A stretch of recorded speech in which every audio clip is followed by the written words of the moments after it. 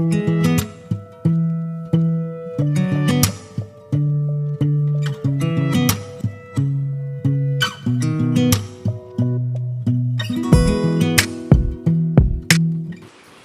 मैंने बिछा दिया है चौकी पर लाल वस्त्र और मैं इनका आसन लगा रही हूँ। और मैंने बिठा दिए हैं विष्णु श्री हरि विष्णु जी और रख दिए हैं फल। और उसके बाद रखूँगी मैं शरबत बनाकर जो कि मैंने कन्याओं के लिए रखा हुआ है। उसके ऊपर रखूँगी एक प्लेट और उसके ऊपर आम रख दूँगी, जो सीजनेबल फल हैं आम, उसका भोग लगाकर मैं कन्याओं को दान करूँगी। और इसमें बिछा दिया है बहुत सुंदर सा एक रेड कपड़ा। और ये रही मेरे आज का श्रृंगार कान्हा जी का।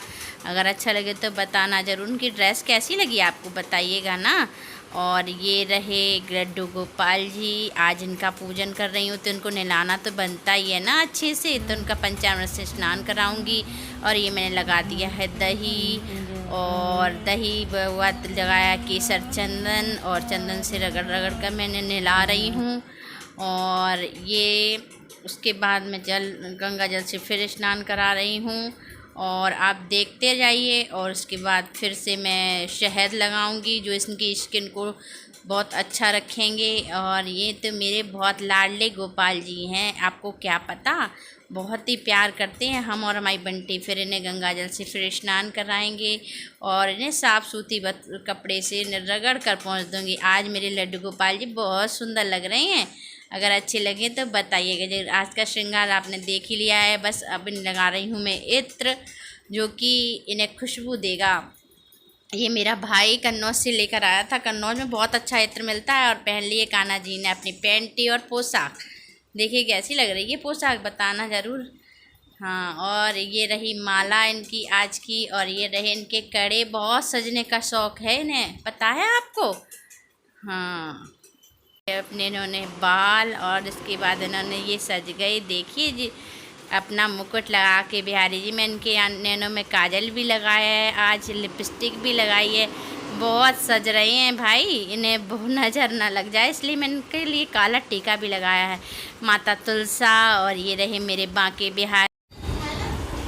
देखिए मैं और मेरी बंटी रेडी हो गई है और मेरा आज का आउटफिट है, मेरी बंटी दिखाएगी।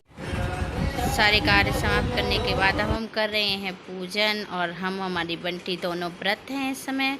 मेरी अलका व्रत नहीं रही है क्योंकि उसका बच्चा भी बहुत छोटा है इसलिए। और हम लोग कर रहे हैं विधि विधान से पूजन। और ये दरबार लगा हुआ है श्री कृष्ण भगवान का, और आइएगा ज़रूर इसमें शामिल होने के लिए। अब हम करेंगे कथा का श्रवण, आप लोग भी ध्यान से सुनिए और अपने कथा का जो फल सुनने से फल प्राप्त होता है वो आप भी आनंद लीजिए। वर्ष भर में एक दिन एक व्रत ऐसा आता है जिसके करने मात्र से ही स्वर्ग की प्राप्ति होती है। उस व्रत की कथा सुने। सूत जी बोले, हे ऋषियों में अब सर्व व्रतों में श्रेष्ठ एवं सर्व एकादशियों में उत्तम निर्जल एकादशी की कथा सुनो। एक बार पुत्र भीमसेन ने वेद व्यास से पूछा, हे माँ ज्ञानी पितामह, मेरे चारों भाई युधिष्ठिर, अर्जुन, नकुल, सहदेव और माता कुंती तथा भार्या द्रौपदी एकादशी के दिन कभी भोजन नहीं करते हैं। वे मुझसे भी सदैव ऐसा कहने को कहते हैं।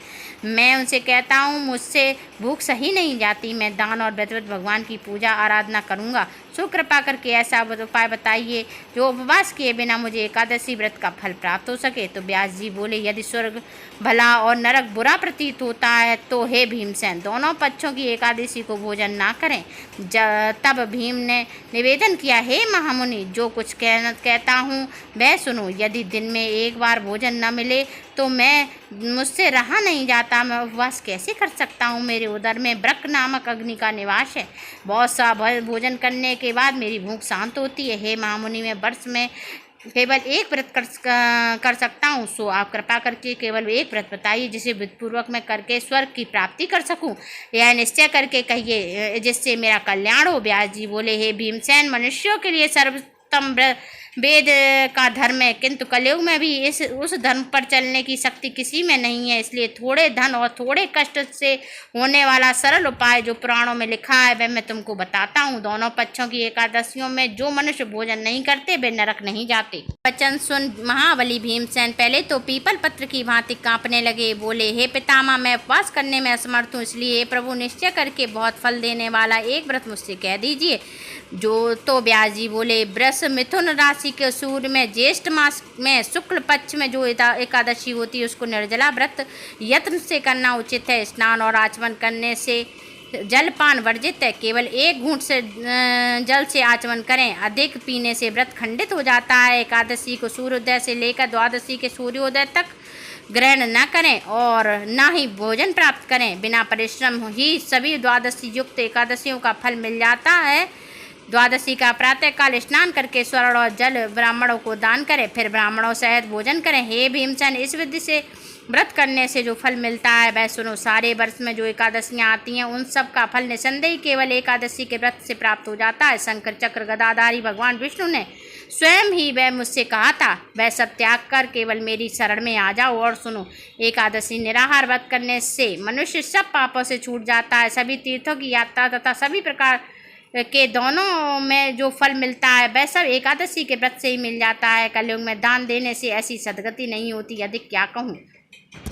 तभी से इस व्रत का नाम भीमसेन एकादशी भी रखा गया। बोलिए श्री विष्णु हरि भगवान की जय।